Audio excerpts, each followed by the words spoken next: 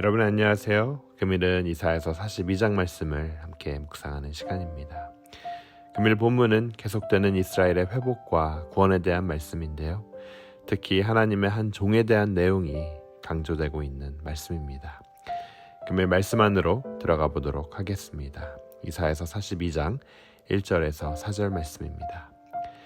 내가 붙드는 나의 종, 내 마음에 기뻐하는 자, 곧 내가 택한 사람을 보라. 내가 나의 영을 그에게 주었은즉 그가 이방에 정의를 베풀리라. 그는 외치지 아니하며 목소리를 높이지 아니하며 그 소리를 거리에 들리게 하지 아니하며 상한 갈대를 꺾지 아니하며 꺼져가는 등불을 끄지 아니하고 진실로 정의를 시행할 것이며 그는 쇠하지 아니하며 낙담하지 아니하고 세상의 정의를 세우기에 이르리니 섬들이 그 교훈을 앙망하리라. 네, 여러분 1절에서 4절을 아주 쉬운 말로 풀어 전한다면 하나님께서 붙드시고 택하신 하나님이 기뻐하시는 종이 있는데 그 종은 하나님께서 이스라엘의 구원과 회복을 위해 세우시는 종으로서 조용하지만 정의롭고 상한 갈대와 꺼져가는 등불도 꺾지 않으시고 끄지 않는 자비로운 자이며 또 결국에는 섬들이 그의 교훈을 앙망할 것이다 라고 전하고 있습니다.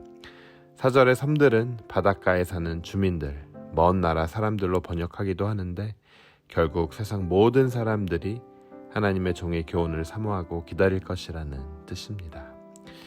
여러분, 하나님은요, 바벨론 포로로 잡혀있는 이스라엘을 구원하시고 회복하기 위해 초자연적인 방법을 사용하지 않으셨습니다. 원하시면 그렇게 하실 수도 있었겠죠. 천군 천사를 통해 포로로 자유를 결박당한 이스라엘을 하나님께서는 단번에 구원하지 않으시고 그분의 지혜와 능력과 방법으로 인간의 역사를 살아가는 하나님의 사람들을 통해 이스라엘을 구원하시고 회복하셨습니다. 여러분, 그렇다면 오늘 말씀이 말하는 그 종은 과연 누구일까요? 궁금하지 않으십니까? 어제 말씀에 등장한 페르시아 고레스 왕일까요? 아니면 이스라엘 포로들을 바벨론으로부터 귀환한 지도자 에스라나 수르바벨이나 느헤미야일까요? 아닙니다. 그 종은 바로 예수 그리스도이십니다. 여러분, 금일 묘사된 것처럼 온전한 정의와 무궁한 자비를 소유하고 또 어떤 상황에서도 낙심하지 않는 사람은 이 세상에 단 한 명도 없습니다. 인간은 누구나 편협하고 불완전한 정의와 조건적인 마음을 가지고 있고 상황으로 인해 낙심하곤 합니다. 시대와 인종과 문화와 국적을 초월하여 생명의 교훈을 주는 인간은 역사에 단 한 명도 없었습니다. 오직 온전하시고 인간을 사랑하시는 하나님 뿐이세요. 예수님께서는 이 세상의 구원을 위해 하나님께서 친히 보내신 하나님의 종입니다. 예수님은 본래 하나님 자신이셨지만 죄악에 빠진 인간의 구원을 위해 스스로 종이 되셔서 이 땅에 오신 하나님의 아들이에요. 빌립보서 2장 6절에서 8절 말씀이 이렇게 전하죠. 그는 근본 하나님의 본체시나 하나님과 동등됨을 취할 것으로 여기지 아니하시고 오히려 자기를 비워 종의 형체를 가지사 사람들과 같이 되셨고 사람의 모양으로 나타나사 자기를 낮추시고 죽기까지 복종하셨으니 곧 십자가에 죽으심이라. 그렇습니다. 예수 그리스도야말로 온전한 정의와 무궁한 자비, 견고한 소망을 소유하신 하나님께서 보내신 그분의 참된 종입니다. 하나님께서 그분의 백성을 구원하시고 회복하시기 위해 보내신 그분의 구원의 지혜요 방법이며 구원의 능력이요 예언이며 그분이 행하신 일이십니다.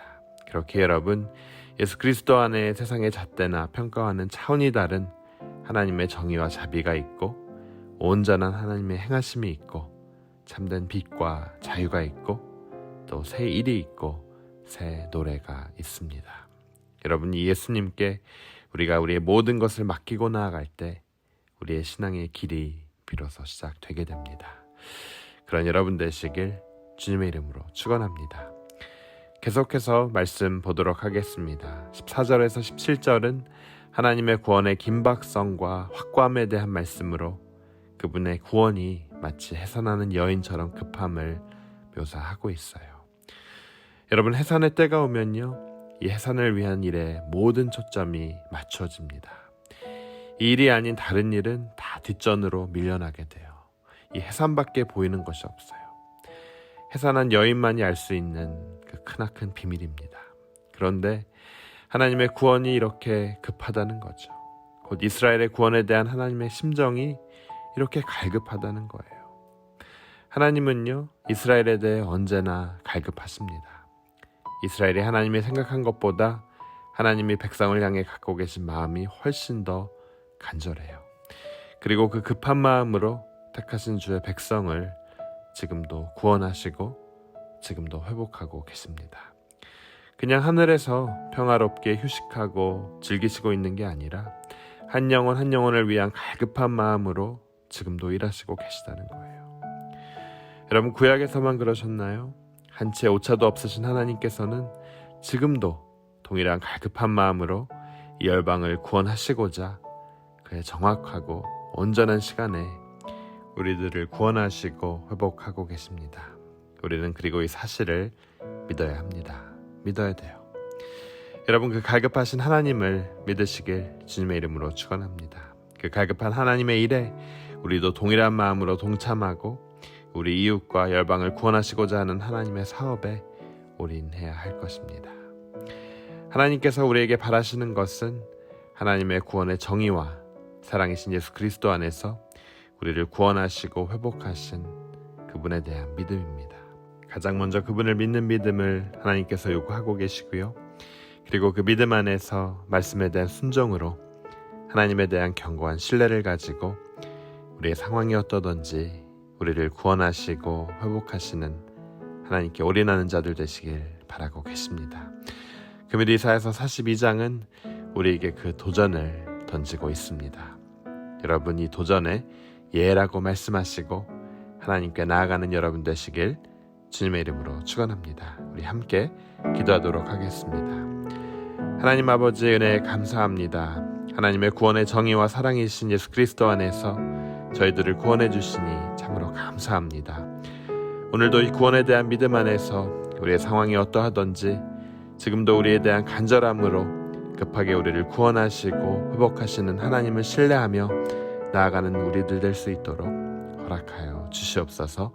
이 모든 말씀 예수 그리스도 이름으로 간절히 기도합니다.